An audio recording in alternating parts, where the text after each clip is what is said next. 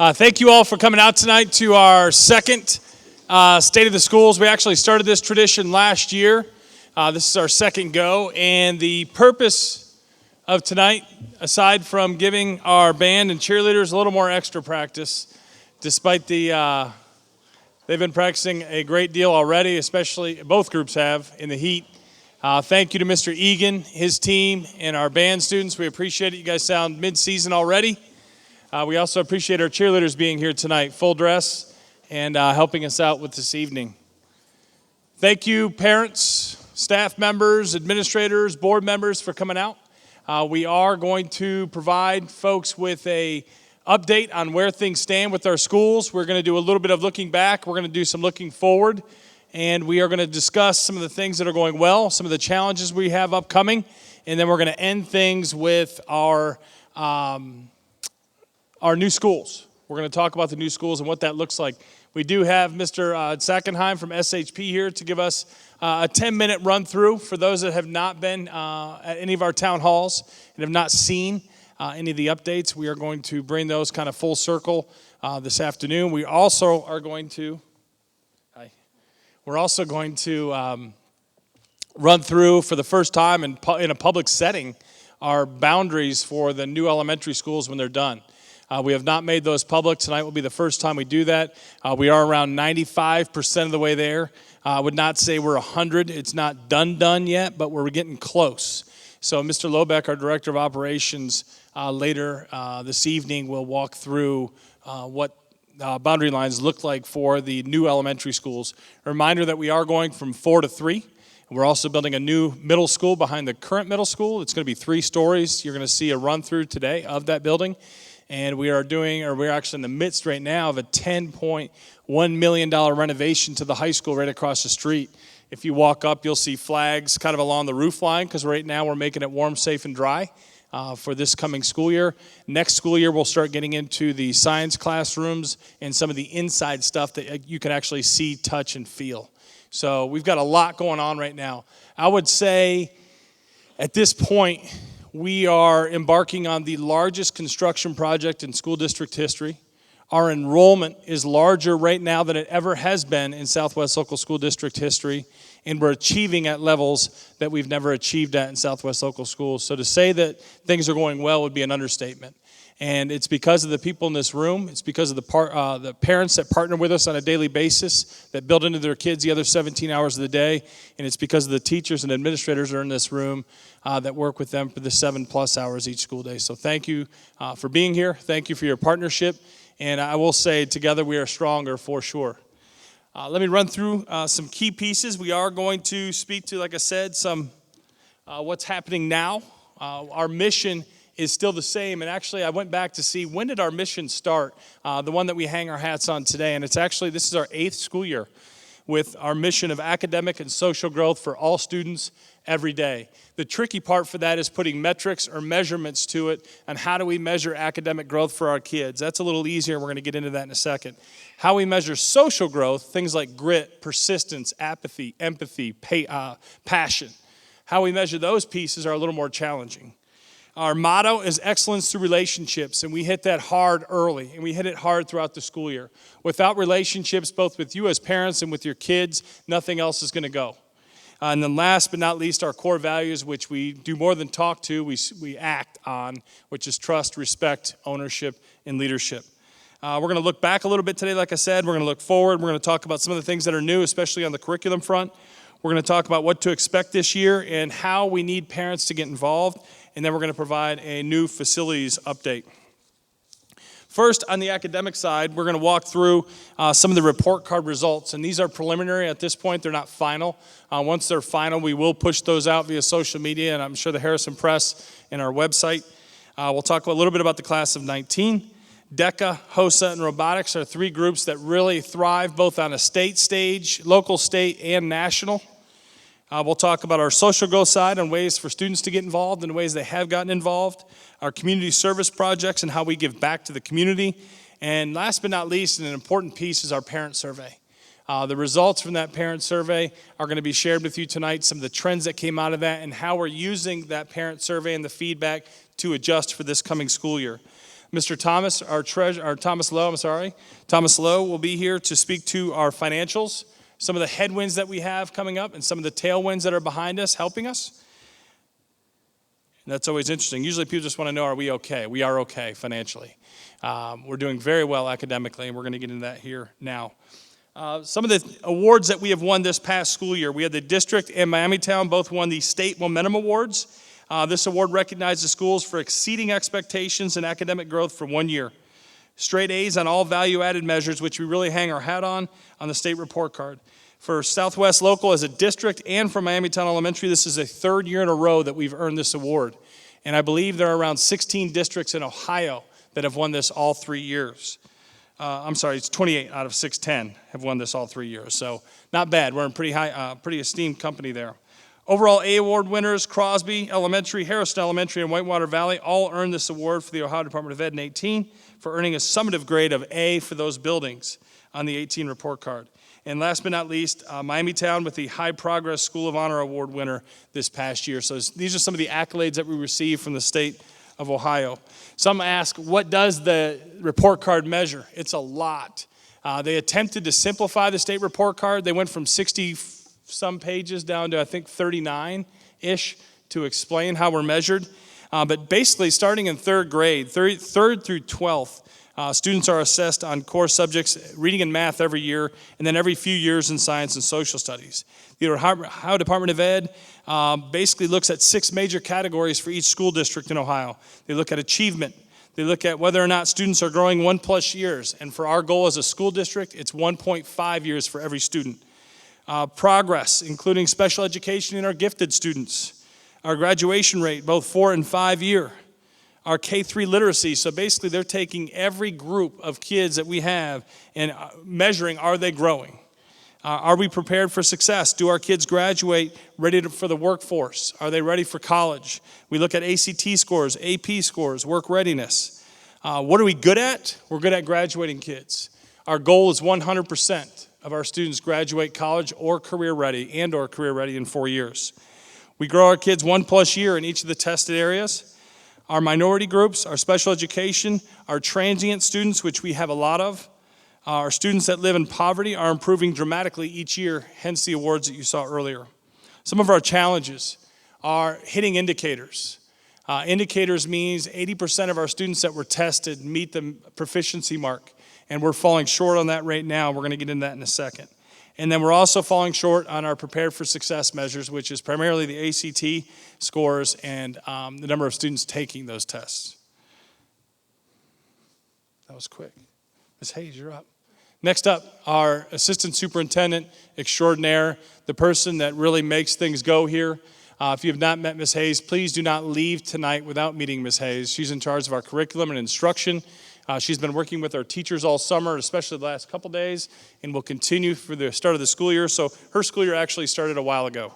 But she's going to talk to you about the parent survey and some of the curriculum overhaul pieces that we have in place this year.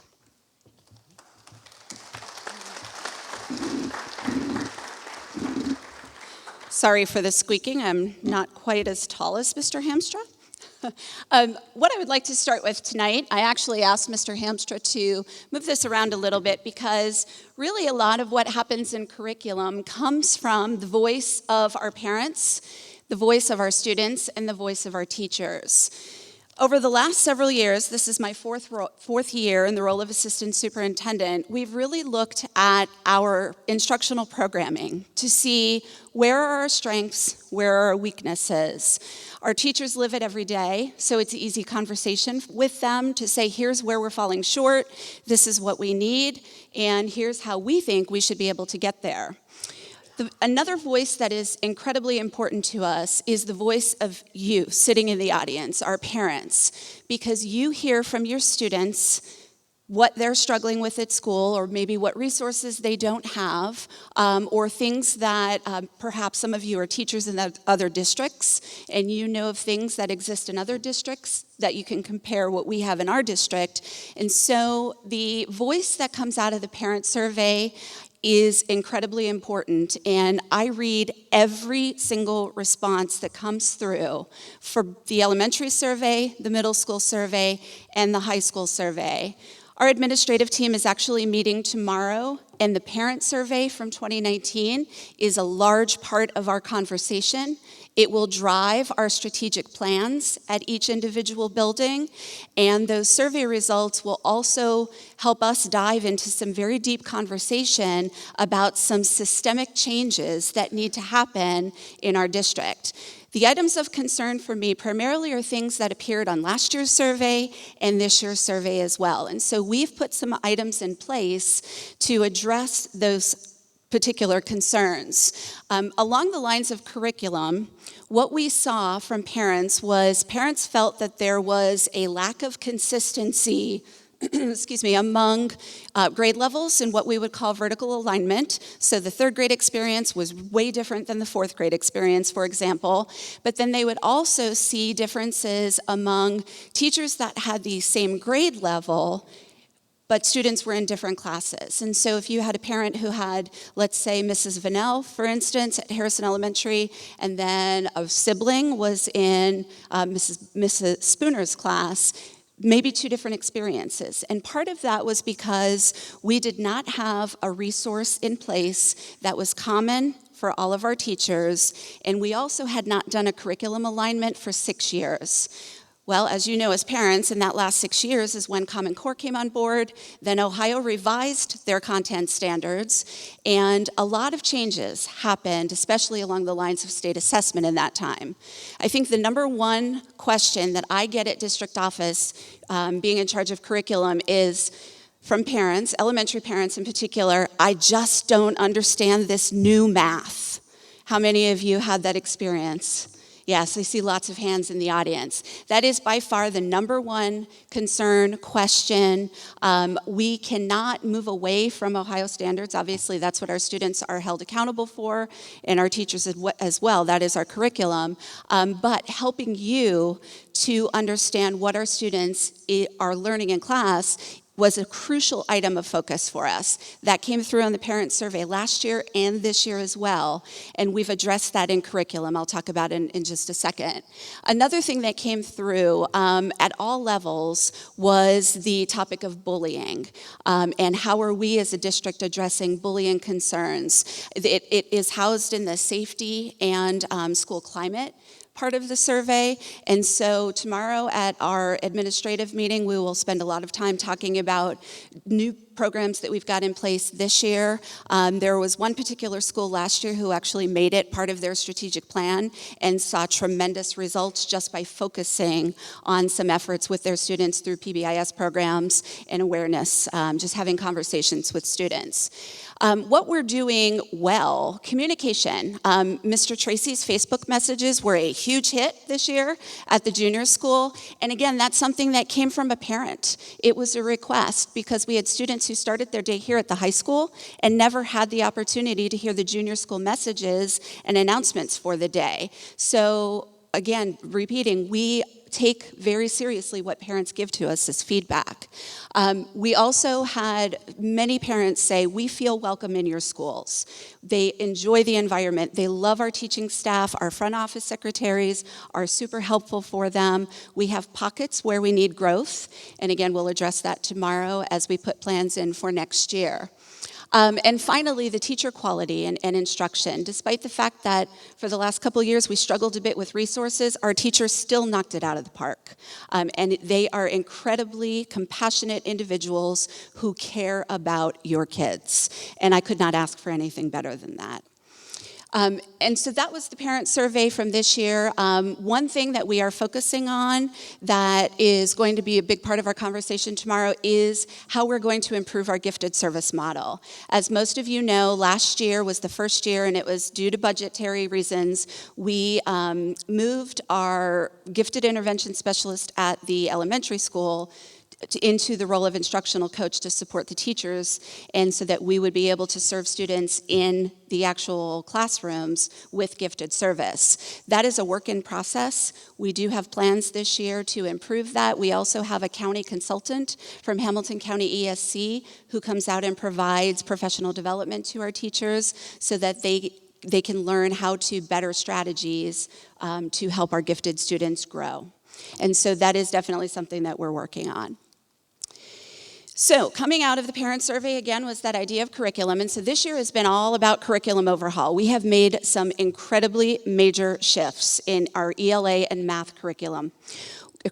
We have this summer been working on doing revised curriculum maps. We are completely shifting things up. We have new resources in both math and ELA, and our teachers have been working tirelessly. I see several in the audience who were with me all day today and all day yesterday, and they're back here again. And we are going to, for this year, have a lot more information for parents available to you with help tip sheets, especially in math, that you've never seen before, and those are going to help you with your students at home. They'll finally answer that question, what do I do with this new math? And so those will be coming via student newsletters. They're also posted on the school website. That'll go live when school begins on August 20th. And so any questions that you have beyond what is available to you in those parent tip sheets, please don't hesitate to call. We also, at the high school level, have a brand new initiative, which this one I'm really excited about. It is a workforce ready initiative. 2 years ago, we realized that about a third of the students that are sitting in our high school proper, and what I mean by that is these are not students that are going to the vocational school. These are students who are struggling with state tests. They don't necessarily intend to go to college. They anticipate entering the workforce right after high school, but yet because they're here in our traditional high school and not at the vocational school with Great Oaks, they're not receiving any formal training or earning any industry certifications or credentials that would help them in order to get a job right after high school. And so we put a team together and worked in close collaboration with the Harrison Workforce Committee, which was sponsored by the City of Harrison as well as Chamber of Commerce, and tons of local business, even from the city of Cincinnati came up to help us. And we put forth a plan for next year to implement industry credentials here at the high school, which is something we've never done before, as well as to redesign our homerooms, which before were just alphabetical by grade level for the ease of distribution of report cards and paperwork and graduation information, et cetera. They are now post-secondary plan-based homerooms. And so students filled out a survey at the end of last year saying that they were intending to go to either college, the military, or the workforce after graduation, and we placed those students in homerooms with teacher mentors who will help them work towards either earning industry credentials, preparing for the ACT and the college readiness piece, or with Mr. Sams, our military extraordinaire guru, who will help them prepare for the ASVAB exam, which is the military entrance exam. Thank goodness we were a little bit forward-thinking in our plan because we have new graduation requirements. I feel like I say that every single year when I'm on this stage, but we do have brand new graduation requirements for this year's freshmen coming in, and they match our plan perfectly. So our students will be a step ahead of the game because of the foresight of our team, and we will set them up for success from the get-go. The materials that you should see coming home this year, we will have our math curriculum is called Eureka Math, and that's also where you'll find your parent tip sheets that will be coming home and homework helpers. Our English language arts curriculum at the elementary level is called Wonders. It's a McGraw-Hill product, and at the high school level and middle school level, it's called Study Sync. That is a comprehensive McGraw-Hill program from K to 12, which is very rigorous and will help our students to achieve the expectation of the state standards. And then, of course, our industry credentialing program that we're doing here, the credentialing that we're offering, those 12 credential points that students will be earning fit into every single one of those 13 career fields up there. So regardless of whatever path students want to take beyond high school, they will have a set of credentials with them ready to roll into a job. One of these programs is called Lean Six Sigma. For those of you that are in the business or manufacturing world, you may have heard of Lean Six Sigma. When other school districts found out that we were doing Lean Six, they said, whoa, we need to talk to you. How are you doing this? What are you doing? Because it is an incredibly impressive program and is something that the business community looks for in management level careers for their employees. So our students are going to be incredibly fortunate to be able to go through that program. We had 3 of our high school teachers who were trained and will earn their Master Black Belt certificate in the Train the Trainer program. They will be able to teach our students the Lean Six Sigma method, which is a phenomenal opportunity. Social growth, as Mr. Hamstra said, is something that is also part of our mission, and social growth is something that is very difficult to measure. However, it's also something that we receive a lot of accolades for. We have an incredibly talented group of students at Harrison High School that you see in these pictures, and the 3 programs mentioned here, we have our DECA program, which is our High School of Business. We have our HOSA program, which is our Biomedical Sciences program, and we have our engineering program. We are one of only 3 school districts in the greater Cincinnati area, beyond Hamilton County, that offer both legs of the Project Lead the Way engineering program, with our biomedical engineering science program and our engineering program that focuses on robotics, aerospace engineering, et cetera. So we're incredibly fortunate that we have both legs of those programs, and it's an awesome opportunity for kids. Believe it or not, we have kids that are in 2 of these 3, and they're competitive. They perform at the local, state, and national level, and they achieve awards at the local, state, and national level. So this is one of the ways we measure social growth, but we also do so in our after-school opportunities, all the way from elementary school up to high school. We're incredibly proud of our music program, both our instrumental music as well as our vocal music programs. Our STEAM program at the elementaries, which has just launched, this will be year 3 now, has been incredibly engaging for our students and definitely prepares them for that engineering track come middle school and high school. And then, of course, we have our art program. Again, another award-winning program. You can see pieces from our students all over the city of Cincinnati, which is phenomenal. And a little bit more about social growth. One of the things that we're really proud of is how we instill in our students the idea that they need to be good stewards in their community and they need to have good citizenship. We do that through promoting service mindset, making sure that they understand the importance of giving back to their community. The Harrison Mayor's Fund collection around Christmas time is one of our biggest fundraising opportunities, not just for the district, but for the city of Harrison. Everything we do for that goes right back to the city.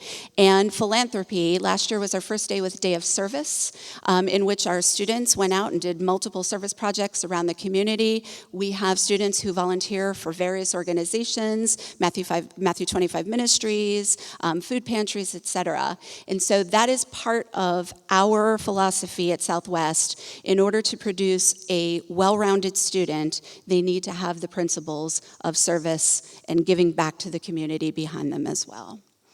Good citizenship. And here are just a few more examples of some of our programs. These are high school based with our instrumental music. Athletics is always a big one. Again, that starts with some of our feeder organizations at the elementary level, all the way through secondary. And these are just a few of our pictures from last year.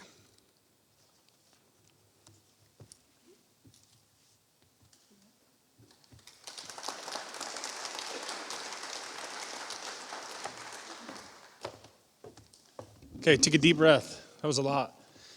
All that to say, we have a lot going on. And our district goals, we're going to push out actually probably early next week. We're going to finalize our district goals tomorrow as an administrative team. But I will let you know they will be lofty. And hitting indicators is going to be important on the state report card, but more important is educating the whole student, promoting that giving back mentality, making sure 100% of our kids graduate from high school, college, and career ready, making sure kids feel safe in our schools each and every day. Because without that piece, it's hard to learn. And if there are concerns, communication is first and foremost, and we cannot do our day-to-day without the parent interaction and without your support.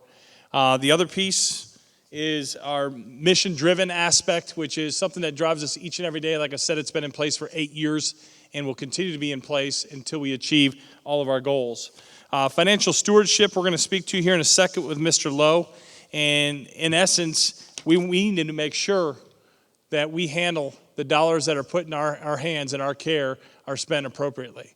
And tackling a $96-97 million project for new schools is one piece, as is the day-to-day, how we hire folks, who we hire, the absolute best, and making sure that we manage our finances in a way that makes sense.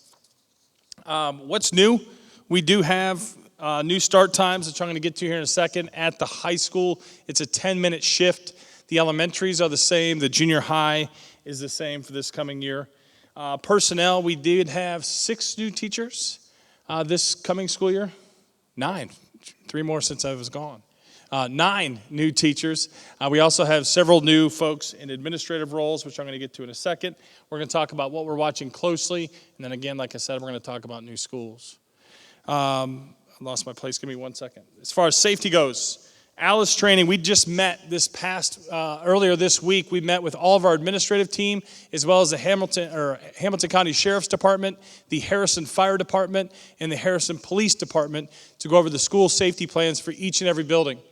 With what's happened recently in Dayton and El Paso, it's heavy on our minds, and it's deeply disturbing.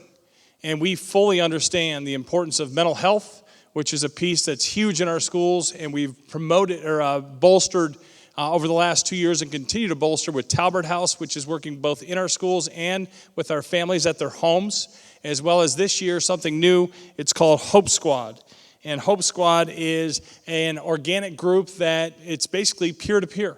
And we work with, and our students will be trained at the secondary level to team up with and work with kids that are struggling and how to spot what that struggle looks like. And it's a big piece of suicide prevention.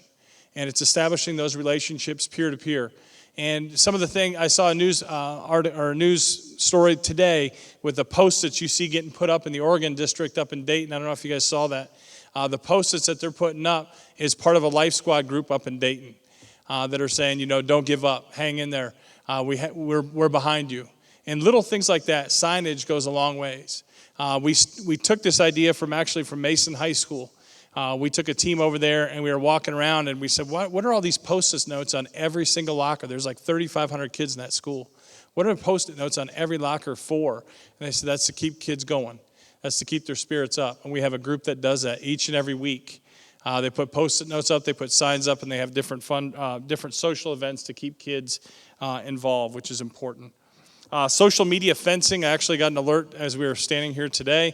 When people post or tweet or have something on Facebook or any social media account that's within our geo-fence or within our geographic region, and they are a student of ours, we do get alerts sent to us if they're in any threatening manner. We do get those alerts, and sometimes we need to follow up on those to make sure that safety is number one.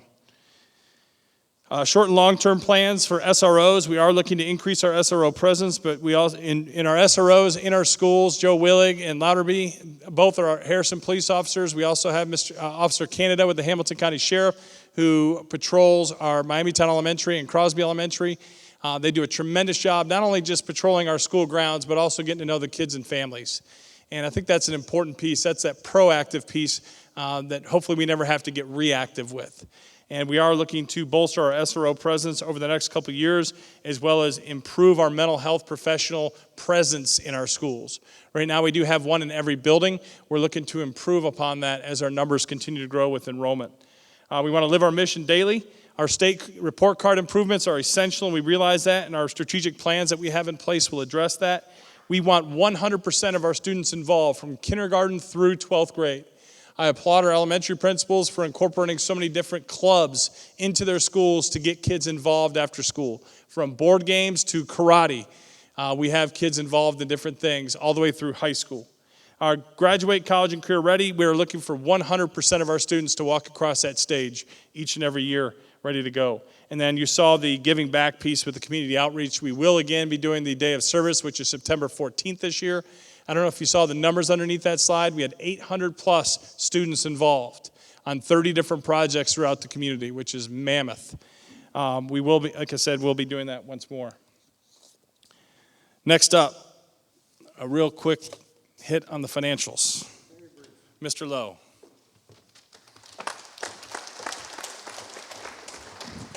Thank you, John.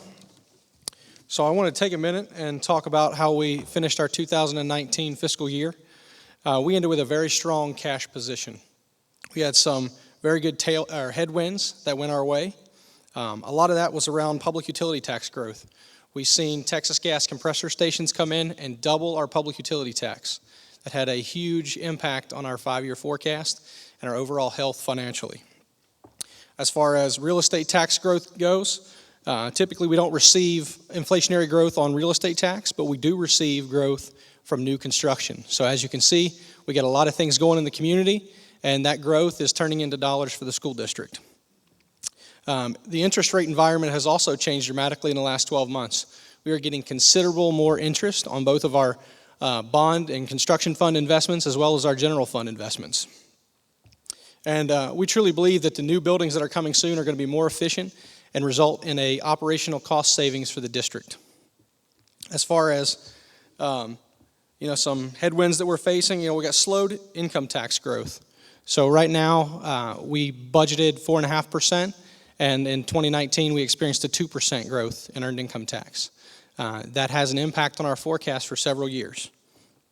Another thing that might seem positive but can be a hindrance to our budget, and that's the enrollment growth. So as we get more students, it becomes more financially difficult. More students is more teachers is more cost. So that's something that as we get growth financially, sometimes the revenue doesn't grow quite as fast as the expenditures, and it creates a unique dynamic for us. And that leads into the next piece. The expenditure growth for the district currently is paced faster growth than our revenue. And obviously, for anyone, including yourself financially, as a household, that creates a pretty big dilemma. Another headwind that we're facing is the state foundation revenues. So the state foundation is about 40% of our annual operating budget, and that revenue is very flat. So for the next 2 years, the state has us relatively flat. So we're not going to see any inflationary growth. So what you see here is our revenue and expenses for the last 3 years. So I'd like to point out in 2018, you'll notice that our expenditures were significantly above our revenues. That's called deficit spending. And that is when things get tricky financially. So we were forced to make some difficult decisions and cut about $1 million from our operating budget. That resulted in 2019, along with increased revenues, in coming back to the point where we are now making more than we're spending, which is a good place to be. It doesn't solve all of our long-term problems, but it puts us in a very strong position in the short term.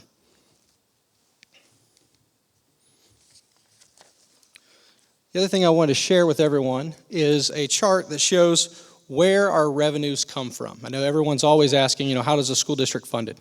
40% of our funding comes from the state foundation. Again, that revenue is going to be very flat, no inflationary growth. 30% comes from real estate taxes. Other than new construction, that as well is flat. So 70% of our income sees no inflationary growth.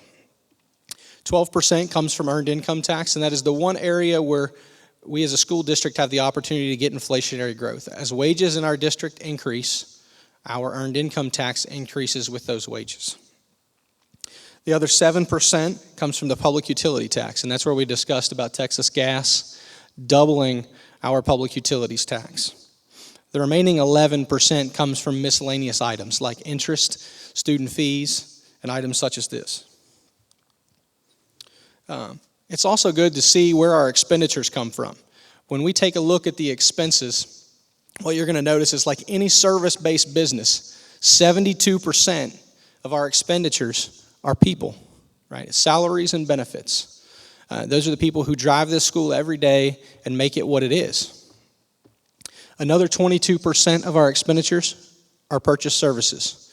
Those services come from Butler and Hamilton County ESC for the most part, cover things like preschool, developmental disabled services, hearing and audiology, and other services. The remaining expenditures, about 6%, are other things like bus purchases, maintenance on buildings. So as you can see, the vast majority of all of our expenditures are on the students, and that's where we'd like to keep it. Lastly, I'd like to take a look forward. So if you see our 5-year forecast, this is something that we complete 2 times a year. And what this is a long-term guide for the school district. This makes sure that we are on sure footing and that we're making good decisions financially. So when we look at this 5-year forecast, I think you don't have to be a financial guru to see that in the end, our expenditures are far outside of our revenues. So we still have cash at the end of this. However, the expenditures are outpacing our revenue. And that creates that very interesting dynamic that forces us every single year, just like you as a household, to make decisions based on what is the most important to the district and how can we reduce our operating expenses so that we keep our expenditures below our revenues. So when you look at this graph, you can see that we've got some tough times ahead that we have to make some tough decisions. But what this allows us to do is make those decisions in smaller increments so we don't have to bite that off all at one time. And time can be a great savior, right? So when you look at these numbers, I would love to tell you that I'm 99.99% accurate in years 3 through 5. But the truth of the matter is it's very hard to be very accurate beyond 24 months. This is merely a guide, and then we are focused on that near term to make decisions to make sure that we are okay and on sure footing financially. So we're going to keep our eye on the long run, and we're going to make decisions based on the short run. So with that, we are excited about the 2020 school year. And next up is Mr. Adam Lobeck. He's our Director of Operations.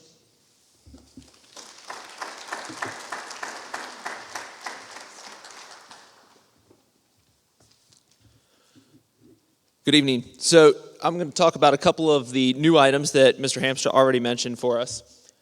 First off, the secondary start times have changed a little bit. The junior school is going to be starting at 7:20, ending at 2:30. The high school will go from 8 to 2:50, but the doors at both buildings will open at 6:50 a.m. This is to help accommodate shared staff at both of our secondary buildings. Also on the personnel side, as Mr. Hamstra mentioned earlier, we've hired several teachers, several classified staff, but we've also had some administrative changes. To start, with pupil services, Kirsten Rogers left her position at Crosby and took on that role.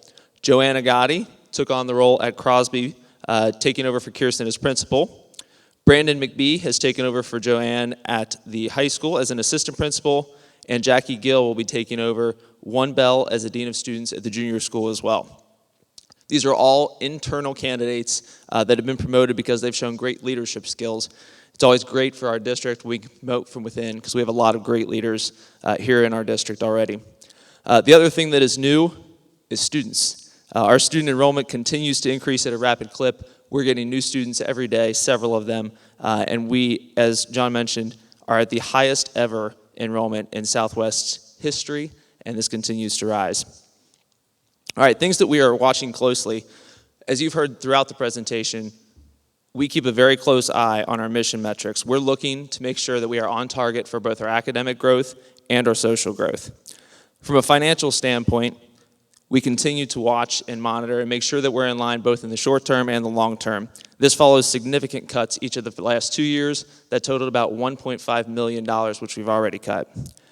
The last piece that we're watching closely is enrollment, and that includes capacity of our current buildings as well as the transition to our new schools. We're going to release tonight the new school boundaries. This is preliminary, but 90 to 95% accurate. There's a lot that can change in 18 to 24 months, so there may be some small changes beyond this, but we feel like this, after looking at many variations of this, is the most accurate piece that we have right now. So let's get into that. Crosby attendance area is going to stay largely the same. It's going to absorb most all of the current Crosby attendance area. It's also going to absorb the northern part of the Harrison Elementary attendance area and lose Mount Hope Road. Mount Hope Road will come down to Central Elementary. This allows for a little bit of growth up in the northern part of our district where we have the most open land still, and also allows us to keep Harrison Elementary and absorb some of that area right next to it, which is Whitewater Valley. So if you look at Harrison Elementary, we have the loss of the northern area to Crosby, but you're also absorbing most of the Whitewater attendance area all the way over to Kilby Road. From the central elementary, you can see we are going to take on Mount Hope Road, the Short Road development, which is Dieters and South Branch right there at Dry Fork between Short and New Haven there, Hickory Flats, Circle Drive, Country View Drive, and basically the southeast part of the district here. I'm going to be around with some maps that you can actually see. Here is an example of what we have, and I'll be around with this, like I said, tonight.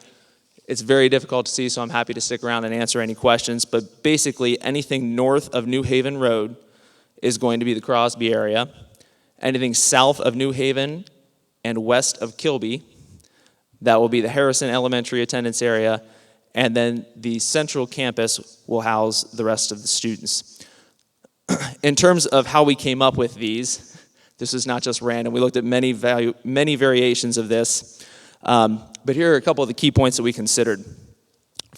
First and foremost, it's a numbers game for us. We need to make sure that these are as equitable as possible and still allow for some projected growth. Harrison Elementary, the attendance area that we're projecting for that is going to be pretty built out. So that elementary is going to start with about 700 students of our current students. Of our current students now, 625 would go to Crosby, and 625 would go to the central campus. This allows for a little bit of growth to the north and also allows for us to take on some of the construction that is going on already on Dry Fork as well as the expansion of Westbrook. The second piece that we looked at is projected future growth. That's the new construction that I just mentioned, but it also looks at the new buildings were designed where we have the opportunity to build on to them. So if we need to build on at one of the elementaries, we certainly can. If we need to build on at all three, we certainly can. That is part of the design of the building, but also comes with a cost. The third piece we looked at was equity. We're trying to be as equitable as we can with our subgroups across the district. And last, I want to point out that there is no perfect variation of this. I'm sure many of you can look at this and think of another way to do it. But after considering all of these key factors, this is what we thought was our best plan. With that, we're going to get into the actual new schools themselves and their design. And I'm going to turn it over now to Jeffrey Sackenheim.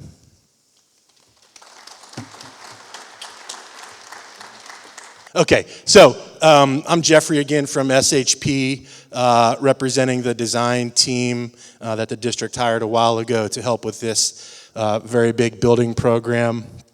There are several other very critical partners. The construction partner is Skanska Megan, which is a joint venture between two different construction companies, both local. Four Seasons is a commissioning agent, so they are separate from the design team, they're separate from the construction team. They're a third set of eyes and ears that participates in both the design process and reviewing our work, and then also during the construction process where they're out on site, in addition to my team and in addition to the construction team, again, evaluating the work as it's put in place. And then not the least of which is the Ohio Facilities Construction Commission, which is a major financial partner in the building program for the 4 new buildings. They are not a part of the work at the high school campus. So, exciting news is we have established a groundbreaking date. If you haven't seen that yet, there will be a series of ceremonies on August the 23rd as we make our way between the campuses to put a shovel in the ground, turn over the dirt, and have some equipment on site. I think kids are going to be involved. I think a lot of people have been invited to come and participate in that. So that's a major milestone and an extremely exciting one. And I'll also tell you, after having done this dozens and dozens of times, that then it's going to go real slow. And then all of a sudden one day you're going to drive by and you're going to say, oh my gosh, there's a building there. So bear with us. Dirt will start getting moved this late this summer, early this fall. Underground utilities will start going in, and then really the construction work, bringing the buildings up out of the ground, will start at the very end of the year in November, December. All the buildings will be open by the fall of 2021, which is also exciting. So we look forward to coming back out for the ribbon cutting ceremony, which is the best day of the project for sure.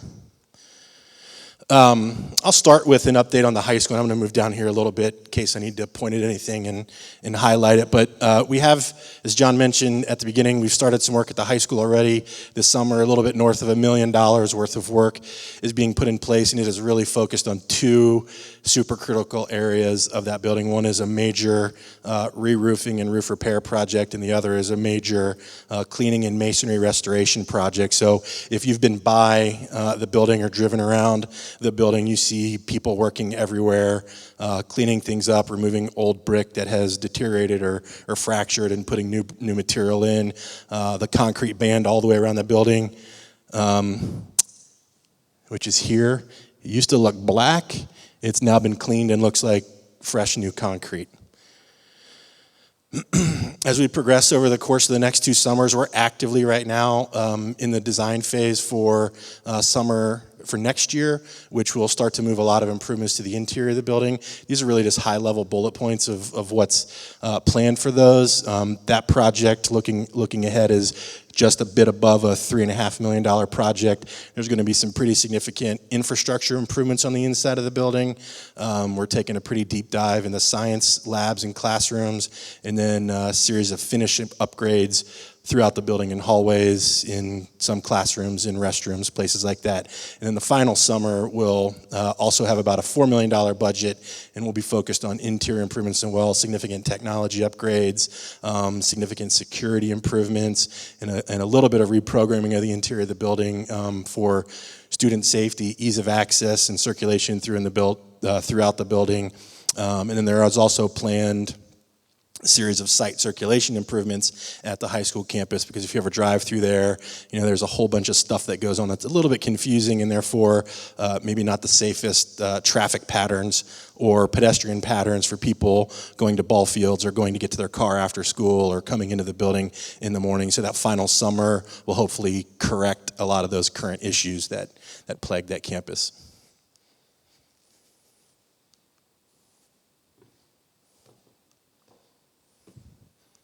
Maybe. There we go. Okay. So one of the design drivers early in the design of these buildings, really across all 4 and to the high school, was to try to unify the architecture of each of the buildings, again, to make them equitable, to make them represent Southwest local schools. So approaching the elementary school, and we just kind of started as a bird would fly towards the front of the building, and we'll make our way around the high volumes that we're looking at here. This is one of the sides of the gymnasium. And then we'll make our way around to the back, like mechanical yard and service area. But one of the goals was to try to make the buildings very consistent from one campus to the other. So really all 3 elementary schools to the untrained eye would appear identical. There are some subtle differences in the site planning and orientation. The central campus building is slightly larger, driven by the fact that it contains some unique special education classrooms that are unique to that building and to that campus that the other 2 buildings don't have. This is one end of the academic 2-story wing for the elementary school again. So lower floor will be kindergarten, 1st and 2nd grade. The upper floor on each of the buildings will be 3rd, 4th, and 5th. We're again making our way around now the side of the building, all brick exterior, tiny bit of metal panel on this building in some of the higher volumes. The kindergarten classrooms are on the front of the building, so they're right near the front door for easy in and out for those younger kids.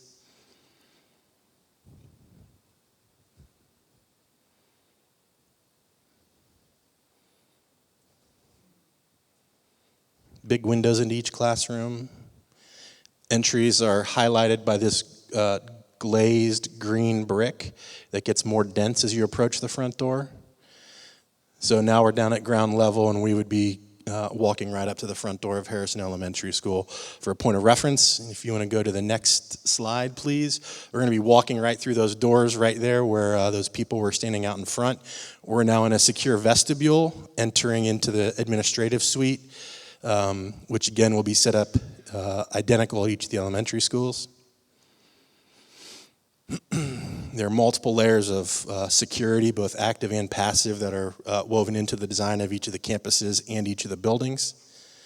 Once I'm granted access into the building from the main administrative suite, I would enter into a large volume, which is the student dining room, which through that wall right there that has the lines vertically on it, that's a big operable wall, so we can open that up on a grandparents' day or elementary school graduation, and we can host that celebration in that big space, so we can join the gymnasium that we just peeked in with the cafeteria, and we can utilize a stage that will be in there as well. We're going to make our way down a hallway towards the academic classroom. On the right and on the left here, you see some gray things. Those are placeholders for community walls that will be unique to each of the buildings. Those are currently being designed with our team and a group of stakeholders from each community. We look into an art classroom, which is right up near the front door of the building.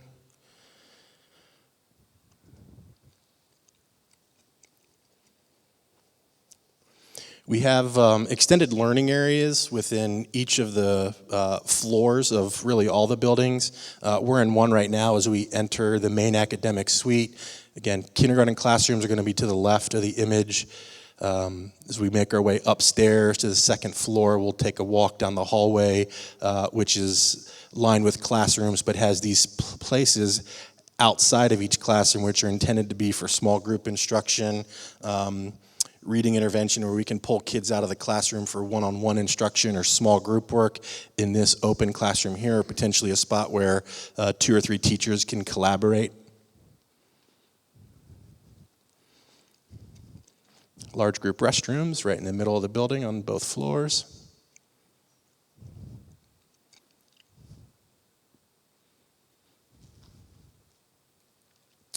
There are also small group rooms that are peppered throughout the plan, again, where they're a little bit more private. We can shut a door, we can have direct one-on-one with the student, we can do small group instruction for 4 to 6 kids at a time. And then as we make our way towards the end of the building, again, we're going to see another one of those large group areas where, again, multiple classes can get pulled together, or collections of kids from each classroom can come out and join together. You see large openings that open up onto that extended learning area. You see an operable wall between classrooms to allow, again, teachers to co-teach.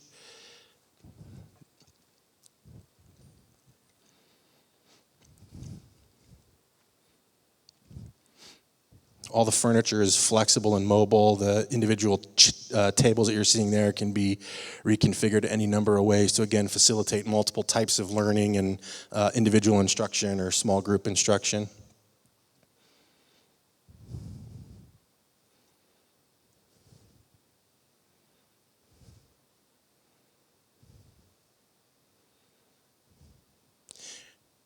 This software has been pretty great. It really didn't exist until about 2 years ago, and it's a great way for us to share in very real time rendered animations like this, but you can also put on a virtual reality headset and hold the paddles in your hand, and you can make your own way through the building. So it's a really powerful tool to help us communicate the design intent to the public or to team members on the design team.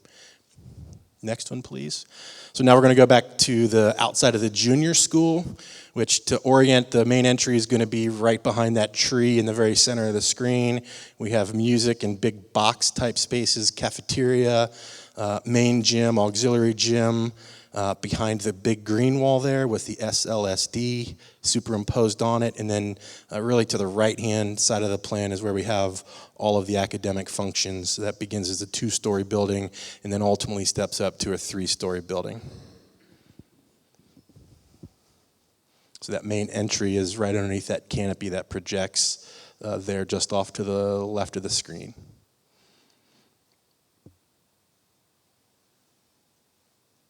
Again, similar architectural language. Again, all brick exterior, large windows, same brick colors, same strategy of employing some really nice glazed green brick that, again, is going to signify and get more dense as you approach the main entries of the building. On the back of the building, at the central campus, between the junior school and the elementary school, we will have a shared bus lot. So kids arriving or going home on a bus would come out the back of the building. Not that door there, but a little bit more to the right. Right there is a large entry for bus traffic. That's also surplus parking for the evenings and weekends. So if there's a basketball game or a band performance going on, that parking lot that is normally for buses can be used for everyday vehicles, and people can enter the building that way. So again, we're on the edge now of the junior school gymnasium, making our way back around to the front door. Another special events entry here under that canopy. That brings you in between the gym and the band and music classrooms, which are on the front of the building, which need a little bit taller volume. That's why that roof lifts up a little bit.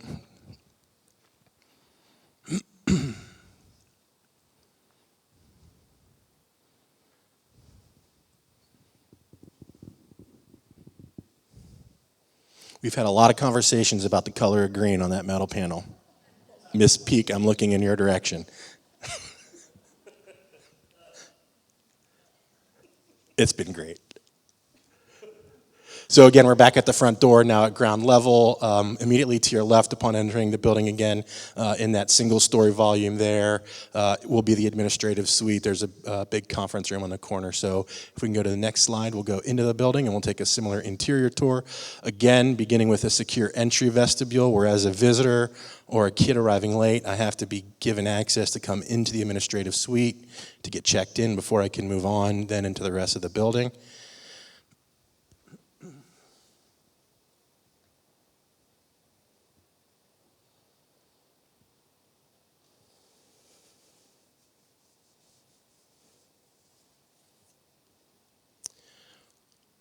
Again, a placeholder for the community wall there. And then in a similar configuration, we enter into the cafeteria. In this case, it's a 2-story volume where that learning stair, that big stair that we're looking at there, connects an open media center that's on the 2nd floor and provides informal and formal seating space for throughout the day or for presentations like this, where we can pull a big screen down on the opposite wall and share a video. We have community and instruction space underneath that media center on the 1st floor. We're going down a 2-story academic wing, which is primarily going to be housing STEAM classrooms. There is a courtyard in the middle of this building. This is a big building. I think it's about twice the size of the current junior school. So we have a courtyard in the middle to help bring natural light into the building.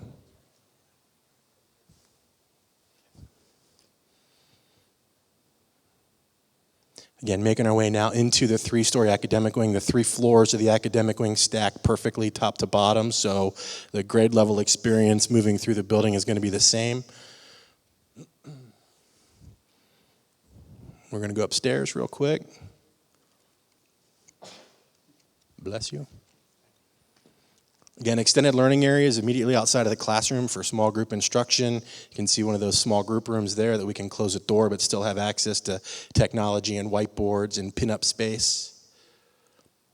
Mobile furniture, different seating options. That's a big thing with how kids learn today. It's not just about sitting in an old school desk with a chair that's tied to it.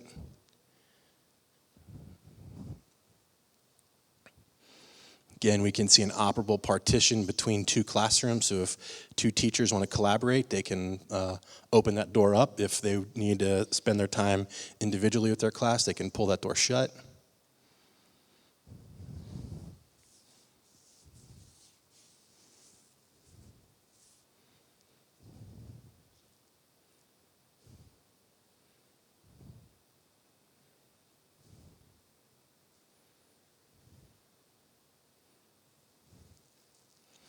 Project lab, again, within each science lab, within each pod on each floor.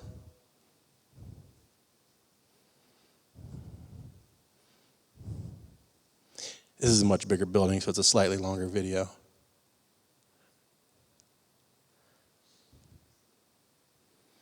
Making our way back towards the dining room, courtyard on our left through those windows. One of the STEAM classrooms on the 2nd floor.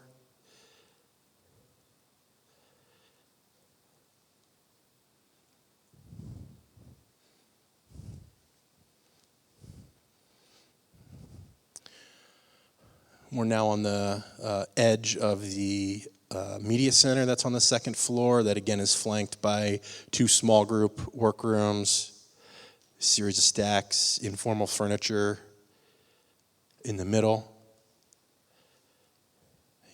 Again, good daylight, good connection to the exterior.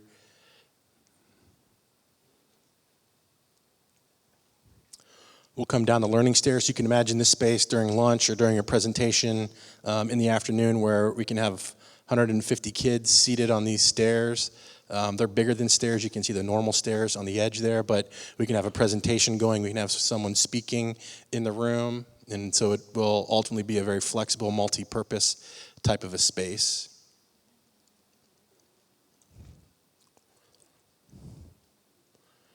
We're going to make our way down towards the music and gymnasium area here in 1 second.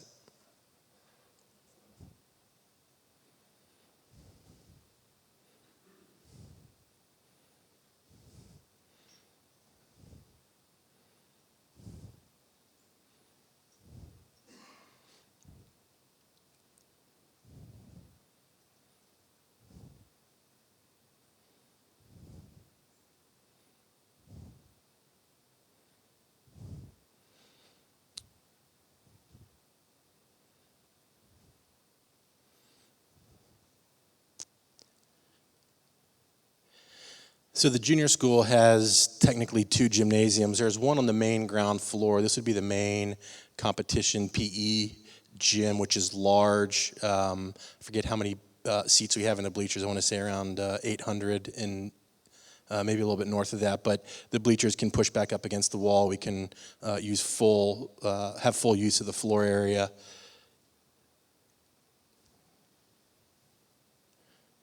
If we look up to the right-hand side of the image now, we're looking at an auxiliary gym, which is on the second floor of the building. Below it, on the first floor, is where we have locker rooms, changing rooms, a couple of individual restrooms for staff and or referees at sporting events, PE storage.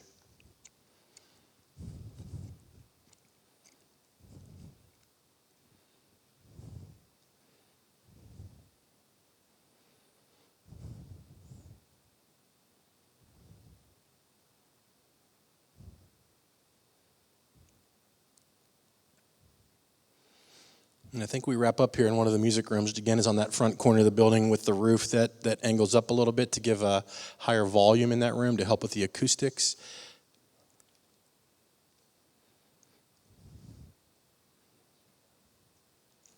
Yeah, that's my favorite room in the building, I think.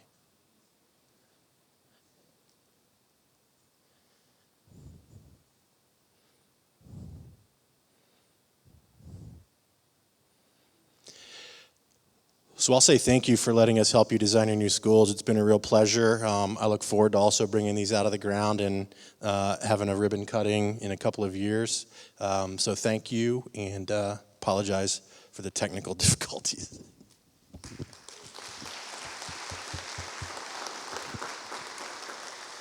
I want to thank everybody for coming out tonight. We are going to be up here for any questions that you may have. Feel free to come down and ask some one-on-one time with any of us. If you would like to see the boundary maps, Mr. Loback has several copies here. We are going to keep them on hand until they're 100% finished. But you're more than welcome to come and see them firsthand. If you have questions regarding curriculum, we have Corinne up here. If you have questions regarding finances, we have Thomas Lowe, our treasurer. If you have any questions for me, feel free to come up. And we'll have Jeffrey up here as well to assist with any new school questions.